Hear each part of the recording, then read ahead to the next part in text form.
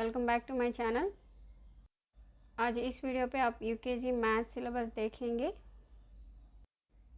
LKG math syllabus, इससे आप estimate कर सकते हो। फिर भी मैं वो वीडियो भी आपको अपलोड कर दूंगी। ये बेस लेकर आप एलकेजी एस्टिमेट कर सकते हो। तो पहले है काउंटिंग, शुरुआत होगी 1 से 100। तो ऑलरेडी 1 से 50 कुछ सीखे होंगे, उसके आगे नंबर्स यहाँ सीखेंगे। और बैक काउंटिंग रहेगा 50 to 1।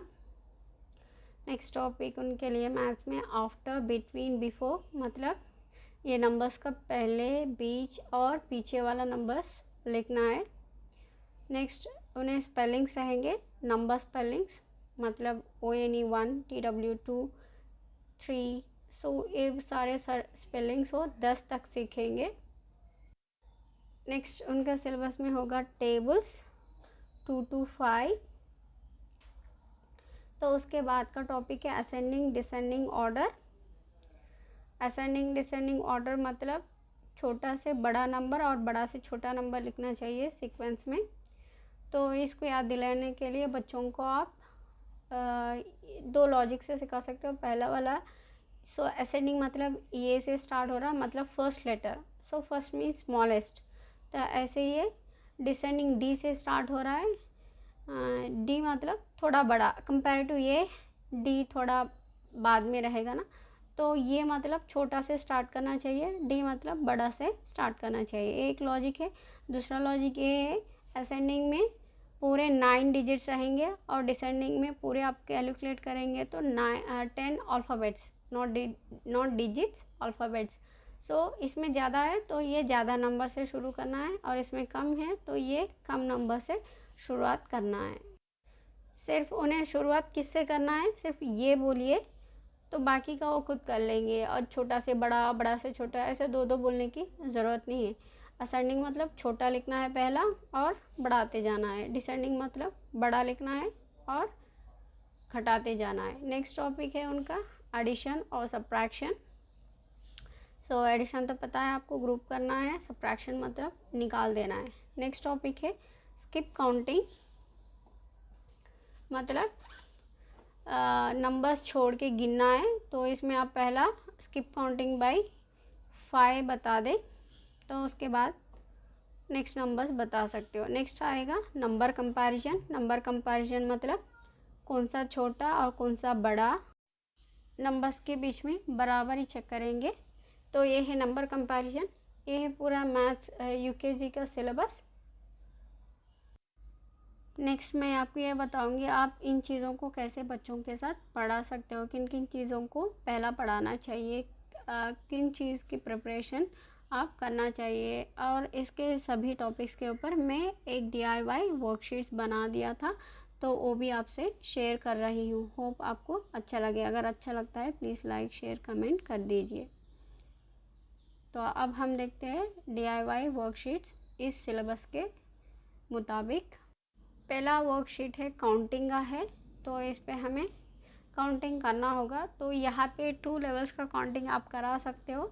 तो पहला काउंटिंग स्ट्रक्चरल काउंटिंग होगा, मतलब सभी जो भी चीज़ें हैं उसमें एक फॉर्मेट में रहेंगे, एक सीक्वेंस में रहेंगे। पहला आप ये सिखाइए तो इससे बच्चा अच्छे से काउंटिंग समझ जाता है। उसके बाद आप अनस्ट्रक्चरल काउंटिंग में आइए। इस अनस्ट्रक्चरल काउंटिंग में बच्चा पहला ही आप अनस्ट्रक्चरल करवाते हो तो बच्चा थोड़ा कंफ्यूज होता है, तो उसको अच्छे से थोड़ा टाइम लगेगा। अगर स्ट्रक्चरल करा के आप अनस्ट्रक्चरल कराते हो तो वो थोड़ा परफेक्ट हो जाएगा, कोई गलती नहीं करेगा। तो पहला मैं सजेस्ट करूँगी आप स्ट्रक्चरल करिए, फिर आप अनस्ट्रक्चरल करिए। नेक्स्ट हमारा वर्कशीट है टेबल्स का है। तो जब पहला बच्चे को टेबल्स नहीं आते तो आप खुद ही लिखकर आप उनको ज्वाइन करिए, बोल के बोलिए वैल्यूज़ 2, 4, 6, 8। तो बाद में आप इसका कॉम्प्लेक्सिटी बढ़ा सकते हो, जैसा कि आप जस्ट स्टार्स दीजिए और उसमें 1-2 नंबर्स लिखिए, बाकी जो बच्चों को फिल करके बोलो।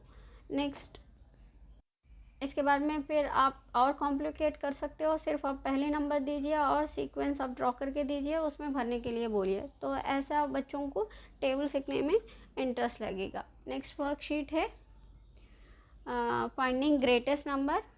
असेंडिंग डिसेंडिंग ऑर्डर आप कराते हो तो आप उसके साथ ये भी करवाइए, तो ग्रेटेस्ट नंबर और स्मॉलेस्ट नंबर। तो असेंडिंग और डिसेंडिंग का कॉन्सेप्ट तो मैंने समझाया था आपको। असेंडिंग मतलब छोटा से बड़ा आना चाहिए, क्योंकि ये स्टार्टिंग लेटर स्मॉलेस्ट लेटर ये से स्टार्ट हो रहा है, जो पहला आता है उसको छोटा बोलते हैं ना, तो ये से स्टार्ट हो रहा है। डिसेंडिंग मतलब बड़ा से लिखना चाहिए। और इसके साथ आप ये भी सिखाइए ग्रेटेस्ट नंबर और स्मॉलेस्ट नंबर। इससे होता क्या है, आप नेक्स्ट लेवल पे आप और प्रॉब्लम्स आएंगे तो इसका बहुत नेसेसिटी होगा। तो ये यहाँ पे इसका शुरुआत होगा। अगली वर्कशीट है मिसिंग नंबर्स का। तो मिसिंग नंबर्स आप कुछ सीक्वेंस लिख के दीजिए, और जहाँ जहाँ वो नंबर्स मिस होते हैं उनको बोलिए लिखने के लिए। तो ये है लेवल 1।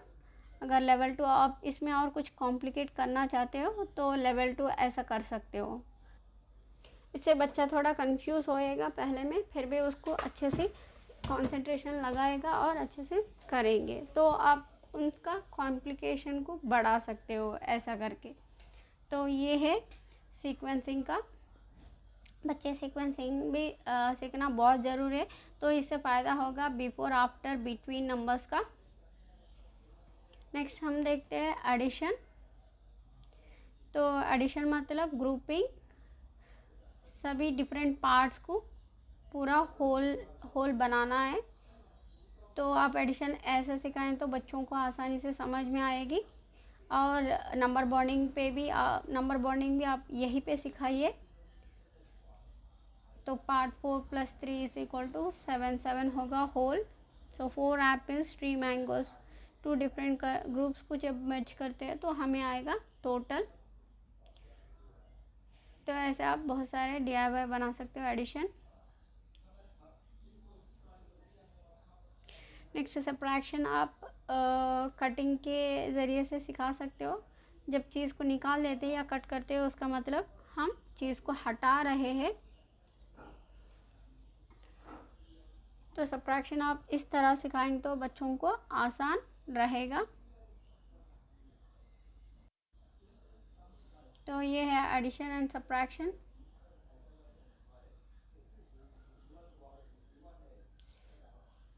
नेक्स्ट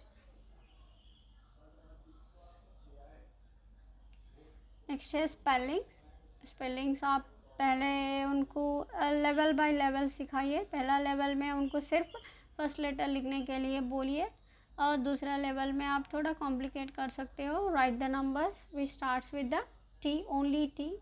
तो ऐसा भी उनका रिवीजन हो जाएगा। एक बार उन्हें थोड़ा आने के बाद स्पेलिंग्स अगर आप ऐसे टेस्ट या ऐसे डिक्टेशन आप उनको करते हो तो उन्हें अच्छे से नंबर स्पेलिंग्स भी याद रह जाएंगे। बच्चों को अगर आप लेवल बाय लेवल सिखाते हो तो बच्चे बहुत आसानी से अडॉप्ट करते हैं, वो कुछ फ्रस्ट्रेट नहीं फील होंगे। अगर आप एक ही बार उनको बहुत सारा स्टिमुलेट होने की चीज़ें देते हैं तो फिर बच्चे पढ़ने में मन नहीं लगता।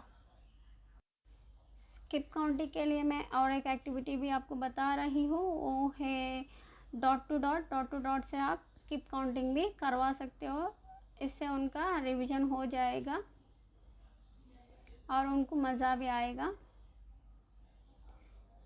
ऐसा कर सकते हो, या नीचे वाला मैंने लिख दिया जैसा कि वैसे भी आप ऐसे भी आप करवा सकते हो। पहला लेवल में आप सभी वैल्यूज़ दिए हो, सिर्फ उनको बोलिए डॉट ज्वाइन करने के लिए पढ़ते हुए, और उनको बोलिए ज्वाइन करने के लिए। बाद में आप एक थोड़े वैल्यूज़ दे के बाकी वैल्यूज़ फिल करने के लिए बोलिए। नेक्स्ट लेवल में आप बिना फिल करे सभी वैल्यूज़ को खुद ही लिखने के लिए बोल सकते हो। तो ऐसा इस तरह आप बच्चों की अगर पढ़ाते हो तो बच्चों का मन बहुत लगता है पढ़ाई में। बच्चों को पढ़ाना नहीं है, बच्चों को खिलाना है। सभी बच्चों को नहीं, सिर्फ जो शुरुआत करते हैं पढ़ाई की उन बच्चों का बात कर रही हूँ। नेक्स्ट हमें वर्कशीट है प्लेस वैल्यू। जब भी आप नंबर्स 1 to 10 इंट्रोड्यूस करना हो जाता है, फिर 11 स्टार्ट करते हो, तब भी मैं सजेस्ट करूँगी प्लेस वैल्यू तभी से शुरुआत कीजिए।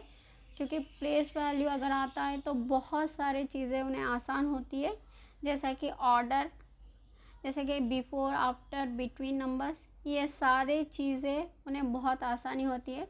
हम तो प्लेस वैल्यू ये सभी सिखाने के बाद सिखाते हैं, ये थोड़ा मेरा परसेप्शन में थोड़ा गलत है।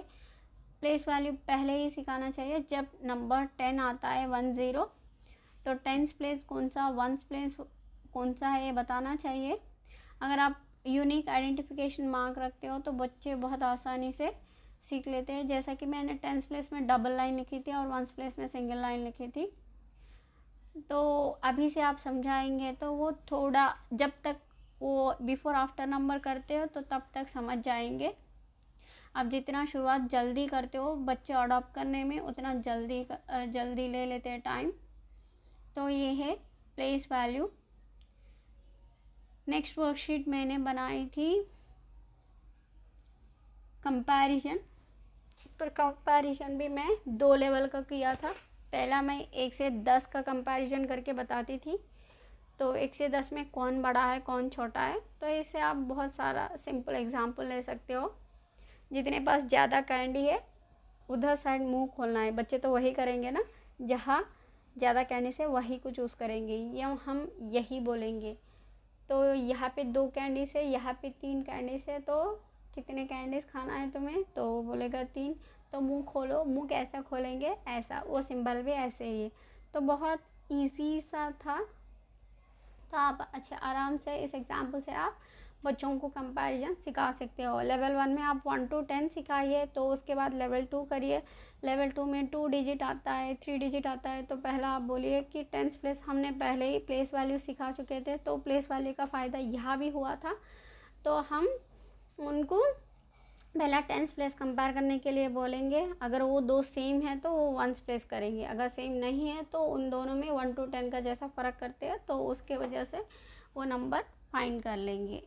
ऐसा सिखाना चाहिए। नेक्स्ट हमें होगा आइडेंटिफाई द करेक्ट नंबर। मैं और एक एक्टिविटी भी मेरे बच्ची के साथ करती थी, यही था कंफ्यूज नंबर्स। मतलब 10th place 1st place interchange कर लिया तो बच्चे आइडेंटिफिकेशन पहले में थोड़ा दिक्कत होती है। अगर आप इस पे भी वर्कशीट करवाते हो तो बच्चों का अच्छे से कॉन्फिडेंस रहेगा, बच्चे गलती नहीं करेंगे। तो ये है पूरे वर्कशीट्स, ये है मैथ्स के पूरे वर्कशीट्स। मैं सिर्फ यहाँ पे आपको स्केलेटन बताई थी। अब इसके आगे आपका जो भी टाइम है जितने कर सकते हो ऐसा करिए। अगर आप ये सभी करवाते हो तो उनका पूरा सिलेबस रिवीजन और प्रैक्टिस हो जाता है।